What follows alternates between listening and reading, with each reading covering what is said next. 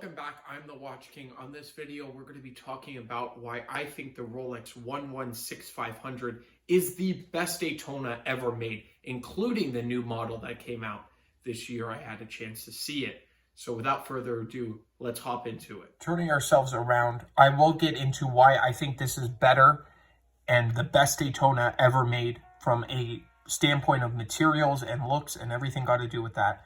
Now, looks is more subjective, but I'm talking about the modern look, right? So we're going to have to go back in history. Don't get me wrong, I am a vintage enthusiast. I love vintage watches. So throughout this video, please don't be like, oh, he just doesn't like the vintage look. That is not true. Go check out my channel. First thing I want to talk about with this watch and the Daytona in general is the Zenith Daytona. This watch came out in 1988. It was the first time they went 40 millimeters with this watch.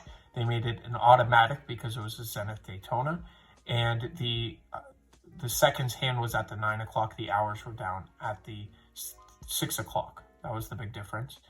The watch was, I'm showing a picture up here so you'll get to see it, had the black subdials, white dial, and of course the steel bezel. This watch ran, it was a transitional, it was a hollow link bracelet, and then stamped clasp. It ran from 88 to 2000. In 2000, Rolex came out with the newest one, still steel bezel, but the dial was silver, the subdials, and it was white dial. That's the one I'm talking about. And that ran from 2000 to 2016. Then this watch came out. Same movement. They both came out with the 4130 automatic movement, and this just carried over the same.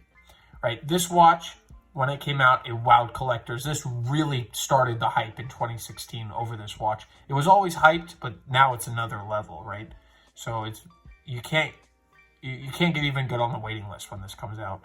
And it is a perfect watch, right? There's nothing wrong with this watch at all. The only thing maybe somebody says that the lugs are uneven, but it's such a small difference. It really is. But that's one thing on this watch, and I don't know why they didn't change it, because that's a thing with the previous generation also. So that's just something with the Daytona.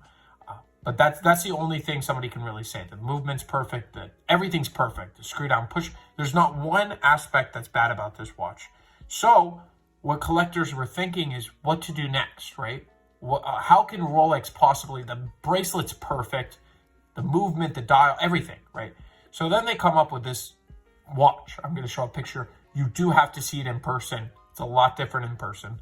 So when I first saw it, I was like, okay, it's not so, it's not the great. I like this watch particularly, but maybe that's just my taste, right? The biggest changes are the dial. You see how big these subdials are? They're bold. You can see them clearly on this watch. It's the panda look. They thinned them for some reason, but it's not the end of the world. It's fine, right? To make it look like the Zenith. The thing that they did, they made the lugs even and upgraded the movement. They could have done that, all right, with this. But they did put a ring around the bezel. Now, at the beginning, I was like, okay, what's the big deal with that? Well, then, the whole point of the ceramic bezel is not to show scratches. And I thought about it. And now it just shows scratches, right? And when it looks new, it's cool. But now it's just going to have scratched up bezel. And it's like having a ceramic bezel, but not even... it's not even the point of the ceramic, right? The whole point of the ceramic is you could scratch it up, wear it every day, and it still looks brand new. Their philosophy, well, what they say, is it's because that we don't want people shattering the ceramic. I don't know how hard you out there are hitting your ceramic Daytonas where they're actually... I've never heard of a report of anybody, I've talked to a lot of collectors, who have this watch and shatter the bezel. I've never heard of that.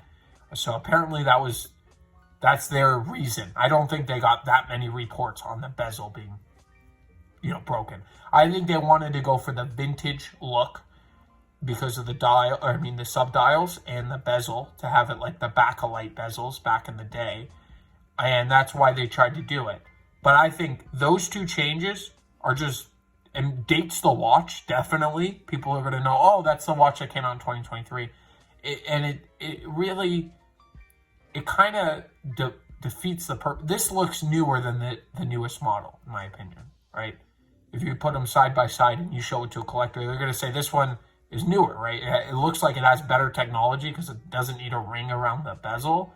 It looks thicker, like the chapter rings. It looks like it's more polished. It looks like just a better watch, better designed watch. So I don't know how long they're going to keep this. And I wonder if collectors are going to start realizing and complaining after they wear it a bit why their bezel looks scratched up on the sides. And I know it's going to sell out. Don't get me wrong. I know you can't get on the list. You can't buy one, so it doesn't make a difference. But for the collectors that do get it, the top collectors, I wonder if they're going to like this watch better than the previous one. I know everybody likes this watch. Even if you don't like Rolex, you like this watch. If you don't like the Daytona, you have to admit this watch is perfect. It literally is. I don't think of another chronograph that's perfect like this. So let me know your opinions down in the comments below. I just think they're trying to call back to Zenith. And they're trying to call back to their vintage Daytonas, and I'm not a fan of it. I don't like that type of thing, especially in their steel entry level. I think what they should have done, right? And collectors would have been mad, but who cares? Should it maybe even up to lugs if that bothered them at all, and upgraded the movement, and that justifies whatever price hike that they're going to put in there. My opinion, right?